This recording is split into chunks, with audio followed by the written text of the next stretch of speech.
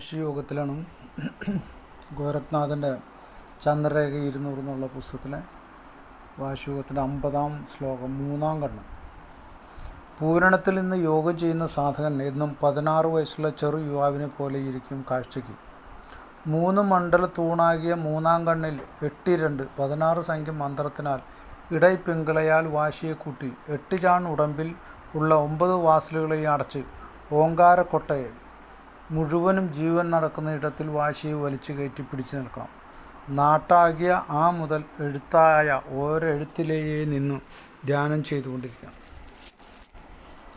പൂരണത്തിൽ നിന്ന് യോഗം ചെയ്യുന്ന സാധകൻ വാശിയിൽ പ്രാണനെ വലിച്ച് പൂരണം ചെയ്യണം. എന്നും 16 വയസ്സുള്ള ചെറു യുവാവിനെ പോലെ ഇരിക്കും. എന്നുവെച്ചാൽ അങ്ങനെ പൂരണം സംഖ്യ 8, 32, 16, 12, 48, 24, 16, 64, 32 ഇങ്ങനെ പൂരണം ചെയ്യണം. 62, 64 പൂരണം ചെയ്ത് നിൽക്കുന്ന സാധകൻ 16 വയസ്സുള്ള ചെറു യുവാവിനെ പോലെ ഇരിക്കും കാഴ്ചയ്ക്ക്. 3 മണ്ഡല തൂണായ 3-ാം കണ്ണിൽ 8-2 സംഖ്യ മന്ത്രത്തിനാൽ ഇടൈപ്പെങ്കളയാൽ വാശിയെ കൂട്ടി 8 ചാൺ ഉടമ്പിലുള്ള 9 വാസലുകൾ അടച്ച് അങ്ങനെയാണ് ചെയ്യാൻ പറഞ്ഞത്.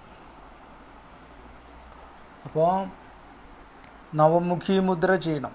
നവമുഖി മുദ്ര ചെയ്താൽ 9 വാസലുകളും അടയും. നവമുഖി മുദ്ര ചെയ്ത് 3-ാം കണ്ണിൽ 16 സംഖ്യ സമയം എടുത്ത് ഇടൈപ്പിങ്കളയാൽ വാശി കൂട്ടി ഇടയിൽ കൂടെ വാശി വലിച്ച് 16 സംഖ്യ 3-ാം കണ്ണിൽ പുരിക മധ്യത്തിൽ പിടിക്കുക. പിന്നെ നവമുഖി മുദ്ര ചെയ്യുക.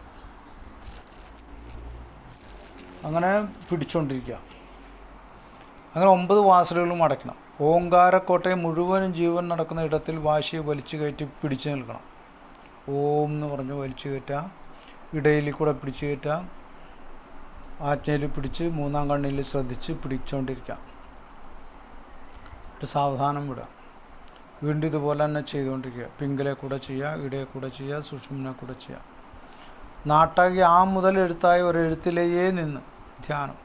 തുടക്കത്തിലുള്ള ആ എന്ന് വെച്ചാൽ ആ, ഓ, ഓം എന്നുള്ള ഒരു എഴുത്തിലേ, ഓം എന്നുള്ള ഒരക്ഷരത്തിൽ ജ്ഞാനസൂത്രത്തിൽ നിന്ന് ധ്യാനം ചെയ്തുകൊണ്ടിരിക്കണം. യമനിയമങ്ങളെയും നീതിയെയും നിത്യവും മുറമുറയായി കൃത്യമായി ചെയ്ത് യോഗജ്ഞാന സാധന ഏർപ്പെടുന്ന സാധകർ അഴകുള്ള ശരീരമോടുകൊണ്ട് വിളങ്ങി നിന്ന് നെടിയ കാലങ്ങൾ വാഴുന്ന മരണത്തെ വെല്ലുന്നു. യമനിയമങ്ങൾ പാലിക്കണം. നിയതിയെയും നിത്യവും മുറയായി കൃത്യമായി ചെയ്ത് യോഗജ്ഞാന സാധനയിൽ ഏർപ്പെടുന്ന സാധകൻ. നിയതി എന്നുള്ള ഒരു വാക്ക് അവിടെ ഉപയോഗിച്ചിട്ടുണ്ട്. ഏർപ്പെടുന്ന സാധകൻ അഴകുള്ള ശരീരവടിവുകൊണ്ട് വിളങ്ങുന്ന നെടിയ കാലങ്ങൾ വാഴുന്ന മരണത്തെ വെല്ലുന്നു. അതായത് അനേക കാലം ജീവിച്ചിരിക്കാൻ, ആരോഗ്യത്തോടുകൂടി ജീവിച്ചിരിക്കാനുള്ള കഴിവുണ്ടാകും. 8-2 അകാര ഉകാരത്തിൽ ആ എന്നുള്ളത് 8ആയി വിളങ്ങി വരും.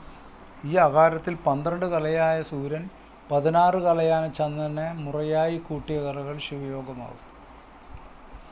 12ഉം 16ഉം കലകൾ. അപ്പോൾ